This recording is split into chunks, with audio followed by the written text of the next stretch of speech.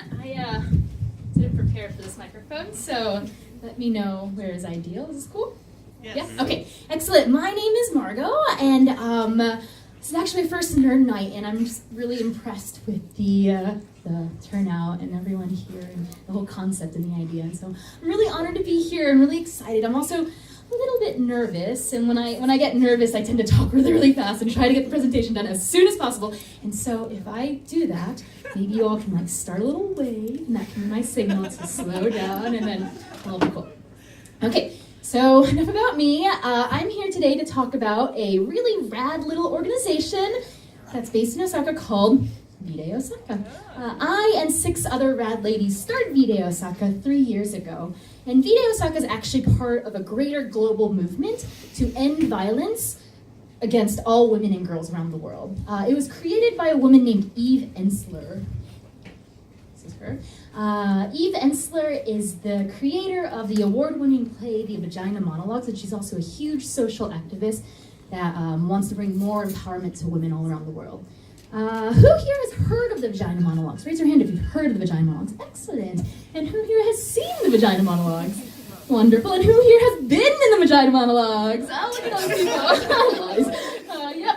All right. So for any of you who are unfamiliar with the Vagina Monologues, they are based on 200 interviews in which Eve Ensler asked women about their vaginas. That's right. Their vaginas. Right, and so in the play, a variety of topics are talked about, including consensual and non-consensual sexual experiences, as well as sex work, body image, trans issues, birth giving, and several other topics, and all through the eyes of women from different backgrounds, races, ages.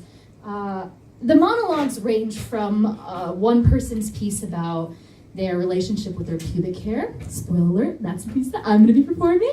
As well as all the way to an experience of a woman as a dominatrix who loves vaginas. And so some of the pieces are hilarious and outrageous and are very, very funny, and others are very, very dark and heartbreaking. There's still others that are very, very inspirational and reflective, and so there's a whole variety. It's an emotional roller coaster. Eve's goal in creating this play was to address women's sexuality as well as a social stigma surrounding rape and abuse. Eve found that after every performance, there were women waiting to tell their stories of survival.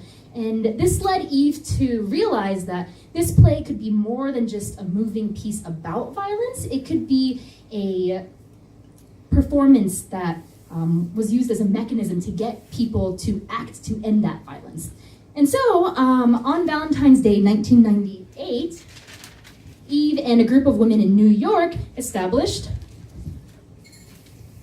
Vagina Monologues. This is the Vagina Monologues. They established V-Day. And so, the V in V-Day stands for Valentine, Vagina, and Victory. And their mission is quite simple. It demands that violence against women and girls ends across the world. Every year, Eve offers groups around the world free use of the Vagina Monologue script and an opportunity to put on a charity performance in the month of February. 90% of the profits raised at these events goes to local projects and organizations that help to bring violence towards girls and women to an end. And then the other 10% goes to the greater V-Day organization that each year has a spotlight campaign. Past campaigns include women in prison and detention centers, workplace harassment and violence, as well as women in conflict zones. V-Day also stages large-scale benefits and organizes innovative gatherings to educate and change social attitudes towards violence against women. There's actually a documentary on Netflix right now about one of these projects that takes place in the Democratic Republic of Congo. It's called The City of Joy, and so if you have Netflix and you're interested, check it out. Today, more than 5,800 V-Day events take place annually. So prior to organizing the Vagina Monologues, I'd actually only seen the play once in college, and I remember my younger self thinking like, wow, this is crazy, really outrageous that this is a play entirely about vaginas, and yeah, but outrageous in a great kind of way. And so yeah, I didn't actually understand the mission and the purpose behind the play until one fateful day when I came across this book, and it happened to be the Vagina Monologues.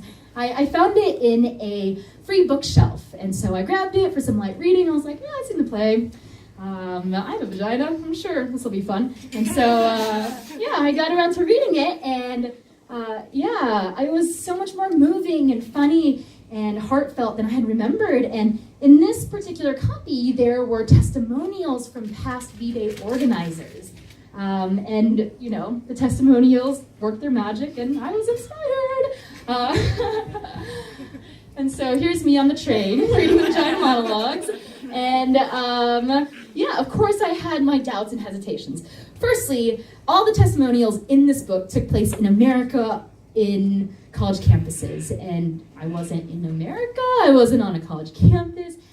You know, I wondered, would people in Japan come to a play about vaginas? And if they did, how would they react? Was this even legal to do in this country? I don't know, man. And you know, and what if we did pull this off? Like, would we end up with maybe just an audience of English speakers? You know, we want to involve the whole community, and how could we prevent that? And, you know, all the what, where, how, who, And so I had to take a deep breath.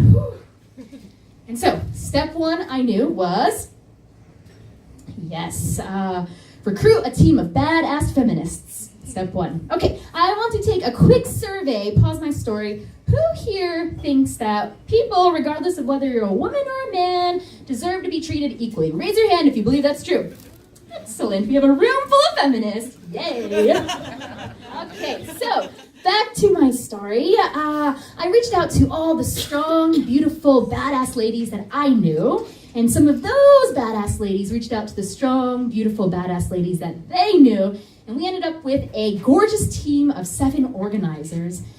It was Katie Boo, Brooke over there, Emily, Yo, Michelle, Root, and myself, and just like that, we had a organizing team, and we were on our way to putting on Osaka's first V-Day performance of the Vagina Monologues.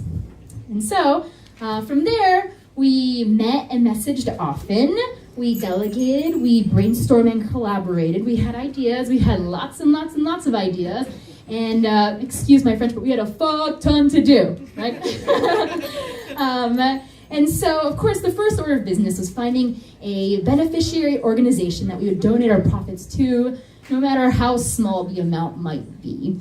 And so we needed an organization, a local one, that we trusted and loved, and of course worked to end violence against women and girls. After some extensive kanji code cracking research, we found the perfect organization, and that organization was Ikuno Gakuen Swoon. Such a good organization. They're a non-profit, non-governmental organization that works with survivors of domestic violence. Their mission is to create a society free from violence and discrimination, where every individual will be respected as a human and feel safe to live. They offer a variety of services, including emergency shelter, a step house for longer-term care, and telephone counseling. They also work to create networks and spaces to support the recovery of survivors. As of now, there aren't enough supports for life after the violence and whole mind-body recovery. In addition, Ikuno Gakuen provides a safe space for the LGBT community and offers some English services for the foreign community. Ikuno Gakuen has a long history, deeply rooted in the community, and they actually celebrated their 20th anniversary as an NPO NGO last spring, and yay! We, as V-Day Osaka, had the opportunity to perform a mini version of the Vagina Monologues at that symposium. I think Sammy was definitely there, and Molly was there too, yeah. And then who else? Austin was there, yeah. And there's someone else. Oh, and Angie over there. Yeah, and so, yeah, that was really, really awesome. What else? And so, yes, we feel really, really lucky to have found such a wonderful organization to work with and stand in solidarity in the fight to end violence against women and girls.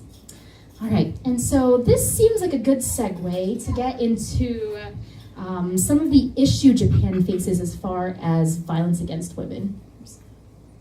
All right, so firstly, domestic violence is a massive issue.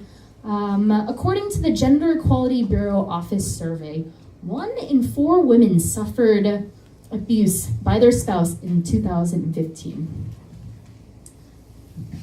However, a survey from the Cabinet Office reveals that only 2.2 of those subjected to spousal violence actually contacted and consulted with the police. And of the reported abuses, less than 10% result in arrest. So the numbers are not good. And according to the report by the UN Office on Drugs and Crime, published in 2014, Japan and Hong Kong have the highest rates of female homicide in the world, both countries at 52.9%. Close to 20% of all female homicide victims are victims of domestic violence. On average, a woman is killed by her intimate or ex-partner every 3 days in Japan. And what about unmarried women who experience abuse? Protections under the law are even more scarce. Current legislation in Japan defines domestic violence as violence between a married couple. And so same-sex couples or couples who are together but not married, live together or not married, are not covered by the current domestic violence laws in Japan. In addition, if a woman is, for example, raped by someone who is not her husband, the only legal protection they have is a controversial 1957 Anti-Prostitution Act. And even when a woman does have the courage to report rape, police progress is often patchy and humiliating. The victim is often treated as the guilty party. And so these are extremely dark realities. And the one glimmer of hope, luckily, is that there's a lot of really great organizations in Japan who are here to make a difference. And the Ikuno Gakuen being one of them, of course. And they're working really, really hard to change this culture of violence, change legislation, support survivors of violence. And we at V-Day Osaka feel like we're doing our little part in the fight to end this violence towards women. Okay, so just to recap, badass organizing team, check. Amazing beneficiary organization, check. Next up, we needed to get the cast together, and that is exactly what we did. Via word of mouth and Facebook assistance, we rounded up a crew of 22 amazing, beautiful ladies. And not everyone's pictured here, but this is the original cast. I feel like, it's very nostalgic looking at that picture. But and so, we rounded up the cast, and in addition, as I mentioned earlier, we were worried. We felt it was essential that we make the play accessible to everyone in the community. And so with the help of a former V-Day Tokyo team, we were able to get a translated version of the script. Hallelujah! And now we were able to have a bilingual performance with some of the monologues in Japanese, others in English, and subtitles throughout. So in getting the show ready, there were certainly moments of anxiety and panic. Like, for example, our first year, we didn't actually have a venue locked down. We were taking reservations, we had the cast, we had the whole play organized, but we didn't actually have a venue locked down until a month and a half before the performance. And so that was a little stressful. And of course, getting 22 ladies with busy, exciting lives to come together for one rehearsal was also nearly impossible. And then, at that point, we didn't know, would 50 people even show up to our play? Could we even make our money back for the venue? And so, there was a lot of stress, but at the same time, there were so many moments that things just fell perfectly into place. And it felt like there was this vagina goddess from somewhere shining down upon us. And, I feel like we had the universe on our side in a lot of ways. And I think one of the things that surprised us and moved us the most was the incredible amount of community support that we received. It seemed like everyone that we talked to was eager to help and was totally on board with our cause. We had people helping out with photography, art, food, music, setup and cleanup, making the program, social media, tech support, the list goes on and on and on and on and on. And so the day of the performance came. This is a picture of just all the help that we received. People were just totally on board. There's Molly with a string of origami vaginas on her head. And there's us setting up for the play. The day of the monologues came. Here's us standing outside waiting for the doors to be open so we could get our game on. And to be Katie. There you are. This is Katie on her scooter transporting a stack of stools from Namba to Fukushima. There's two of our beautiful ladies in front of the sign. The day was upon us. I have to admit there was a tiny bit of anxiety, at least on my part, that everything we'd been working on would go crashing down in a fiery pit of hell. I had nightmares of like the stage would disintegrate while we were on it. But in reality, quite the opposite happened, and the cast fucking blew the show out of the water. And the audience was so energetic and supportive, and the night was an absolute blast, a total success. Here's all of us in our V-Day pose, and that night we were worried that even 50 people showed up. In reality, 150 people showed up, and we were able to raise 362,000 yen, which is about $3,500 in that night. So massive success. It really felt like all our hard work had paid off. And so after the monologues, we all decompressed and went back to our normal routines and our lives. But of course, in no time, it was again time to start thinking about whether we wanted to do the monologues again. And the vagina goddess from above shined down upon us, and we were able to organize a beautiful organizing team and an incredible cast again. Here's myself and Sarah and Michelle and Yo and Brooke were also part of the organizing team. Yo was the one taking the picture. And in our second year, we took quite a bit of creative liberty and transformed the show into quite another beast. And our second year, to our surprise, took just as much effort and dedication to put on, but the outcome was again something that we were so proud and excited about. There's us practicing. We practiced in a variety of different venues. This one's in a cafe.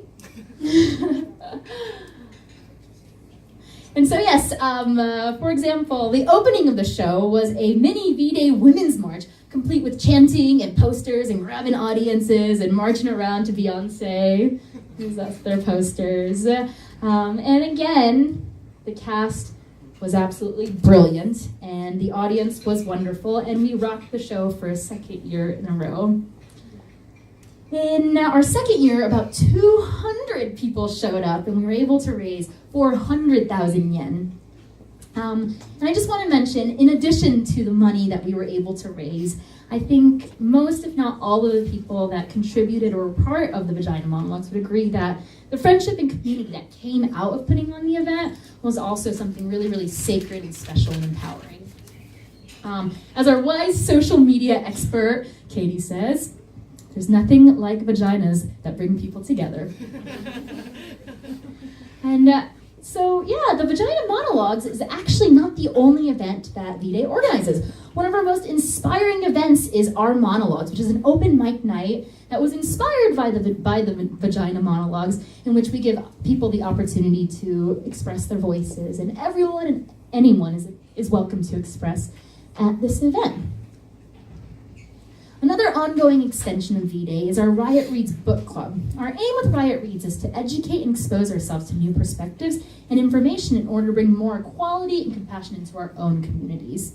We read a lot of books about feminism, social issues, race, history, culture, and we alternate between nonfiction and fiction. We also do some more playful events, like this is our Namba White Scavenger Hunt. It was a charity event in which everyone donated 500 yen to Ikuno Gakuen. We have the Minions over here, we were the Power Rangers, we got some Teletubbies back there. Another event was Feminist Trivia, which actually took place in this very establishment. I don't know if Ian's here, but he rocks for being so generous with his space, and that was a fun educational event. And so you might be wondering, what about this year? Are you doing the Vagina Monologues? Well, I'm glad you asked, because hell yeah, we are. This is our beautiful cast from this year. Mari just left, but she's in it. Sammy over there is in it, as well as Laura. I don't know if anyone else here. Brooke, of course. And yes, So this year, the Vagina Monologues are happening in huge part thanks to Brooke and Miriam, who are directing this bad girl as well. Hey, Brooke, there she is. As well as Rue and Yo, who are just amazing and translate things in a moment's notice and make all sorts of context and just do everything, and they're so great.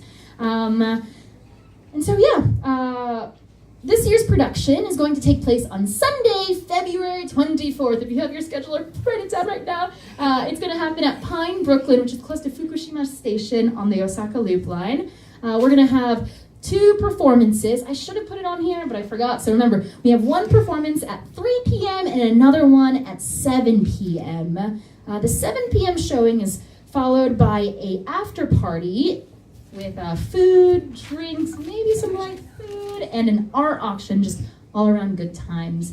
The art auction, and also 3 p.m. people can come back to the after party, no problem.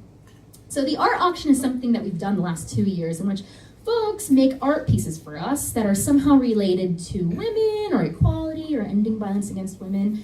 And then they donate that art to us, and then we auction it off at the event. Most pieces start at 500 yen, and all the money raised through the art auction is donated to Ikuno Gakuen. And so, yeah, if you... Yes, our wonderful Rue made this for us. Call for artists. And so if you or anyone else you might know makes art and is interested in donating your art, we'd be super, super honored to have it. So let us know. And if you're interested in attending the Vagina Monologues, shoot us an email at vdayosaka@gmail.com. Just send us a line and say, hey, I want to come. I want this many tickets. Sign me up for this show. It doesn't have to be well sentenced or anything. Just send us an email. And just to let you know, the last 2 years have sold out completely. Woohoo! And so I definitely recommend that if you want to come, if you're interested, send us an email as soon as you can. And so I just want to conclude this presentation by checking. I want to conclude this presentation, and I hope that this presentation has exposed you to 2 different things. Number 1, violence against women is an ongoing and prevalent issue, not only here in Japan, but all over the world. It's really essential that we all join together and take part to end this violence, whether it's donating or volunteering or raising awareness or coming to the Vagina Monologues. Let's do what we can to replace the violence in our communities with compassion and equality and empowerment. The second message I hope this presentation conveyed is that if you have a passion or an idea or a cause or just a seed of inspiration that's simmering in your heart, I really, really encourage you to go out and pursue it. If you believe in yourself, it seems more often than not that the universe makes way for you. And V-Day Osaka has shown me that a tiny little seed of an idea can grow into a beautiful, gorgeous, blossoming, rooted tree that's connecting more and more people each day. And so thank you so much for taking the time to listen. And if you want to stay updated on events and postings, just add us at V-Day Osaka. We are on Facebook, Instagram, as well as Twitter. And a big thank you to the organizers of Nerd Night for inviting us to be here and present this awesome event. And I hope to see you all at the Vagina Monologues on the 24th of February or at other future events. Thank you.